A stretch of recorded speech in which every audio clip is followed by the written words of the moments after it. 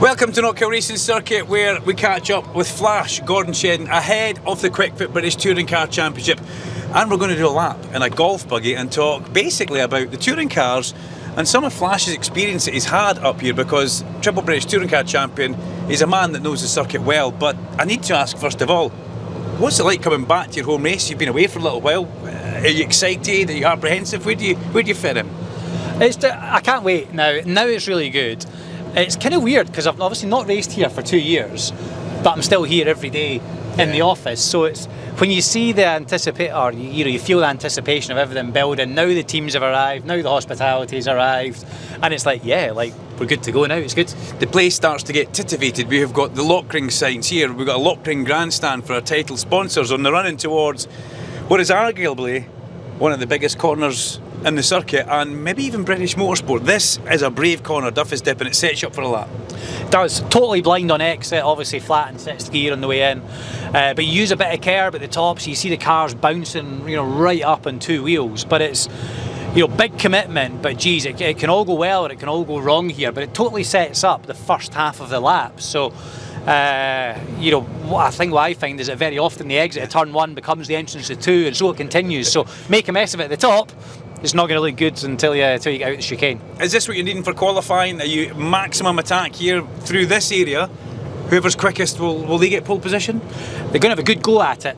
It's so much about linking these corners together. I think a lot of people think that Knockhill is just about hitting curbs hard and being a bit of a hooligan. Yeah. And for sure you've got to be committed, but there's a real art to this, and it's precision and it's controlled aggression. So it's finding that balance of commitment but precision as well. So yeah, we'll see who gets the balance right. Another overtaking opportunity, turn 3 McIntyres. If you're brave, the element of surprise sometimes. We've seen that go right for people. We've also seen people arrive on the grass on the inside. It is. It's a high risk, high stakes manoeuvre on the way in. There's the best way to put it. But if you get a bit of pace over the top of the hill, sometimes you can find yourself with a bit of an overlap. So it's it's always on edge. You're leaning on that right rear tyre through Leslie's at turn 2. Things moving about. So yeah, if you're going to do it, you've got to be well committed. You've got to be alongside. Far too often we see too many moves in there that are just a bit ambitious and never really work. Yeah, for somebody always is on the bad side of that as well. You come through Butchers. I don't know if that's maybe a non-event. It's a big compression at the bottom, but then you're faced with this, possibly the most photographed corner in the UK, definitely. The black circle chicane. This is.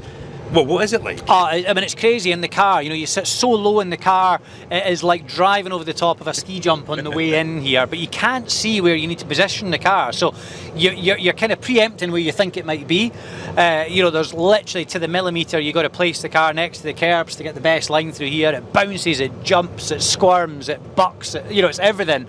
But if you get it right, it feels like you get a bit of a slingshot out and up towards Clark's the next corner. Do you feel like when you come out of here, that's like the first sector done, we're now on to almost the second half of the lap? Yeah, that whole first half of lap blends into one. It's like big deep breath at the top of the hill.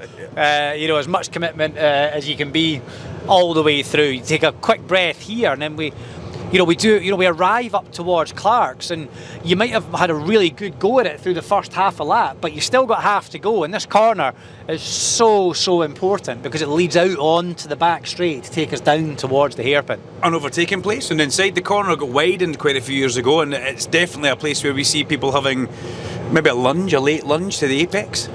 Yeah, I'd like to think every corner's an overtaking opportunity in some way, shape or form, but we've seen lots go right here. We've seen lots go wrong. But you got to try and get it done, because if it doesn't work, you leave yourself really vulnerable for others. Potentially passing you along the back straight here. Now, I'm not going to use the curbs because our ground staff are painting the curbs right now. The ops team making it look really good, but you've got a lot of exit curb to use there. There's blue, there's green, and there's also red colour as well. So obviously you want to use a bit of that. Hi guys. But you don't want to use too much of it. Yeah, so blue and white is the legal bit, green is not legal. Is that Max? Yeah, Max just back from his rally at the weekend. He finished on the podium at the weekend, I think, in the Grampian rally. Great. Red bit out of bounds. Yeah. The grass out of bounds. So yeah, again, blind corner on the way in, big commitment, but trying to be legal on the exit to carry that speed all the way along the straight here. Trying to be legal is one thing, making sure you're legal and making sure you're not getting pinged for track limits. We will hopefully not see too much of that this weekend, but you then come round towards the hairpin, which it's like an amphitheatre around here. Hi guys. and a lot of overtaking's done here. You hope to be leading in here. You hope to be the guy who's defending the lead in towards here, but it's not an easy thing to do because it all happens, and it all happens pretty quickly. It is, and it's, you know, whether you're attacking or defending coming into the hairpin, the final corner, it's still all to play for.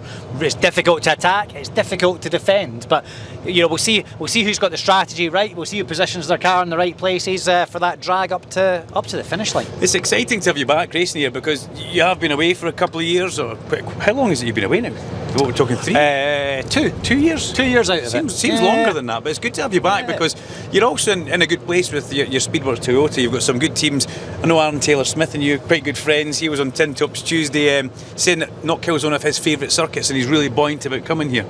Yeah, I mean, he's from Dublin and he almost classes this as a home event as well because it's 40 minutes on a flight to Dublin. So, you know, he qualified it well around here, raced it really well last year. I'm sure he'll be in the mix, but it's going to be so close round here this weekend. Now, this isn't an easy corner. People think it's a hairpin, it's a slow corner, but it is incredibly steep. You've got so much to get done. You've got to slow the car down. You've got to get it through the heart of the corner. How do you manage to do it all for so many laps without making a mistake? That is the challenge. You know, it's 25 laps round here. There's a lot goes on. There's a lot goes on in one lap, let alone a full race distance. You know, managing brake wear, tyre wear, how the car lands from curbs, jumps from curbs. So there's a lot going on over the course of a lap.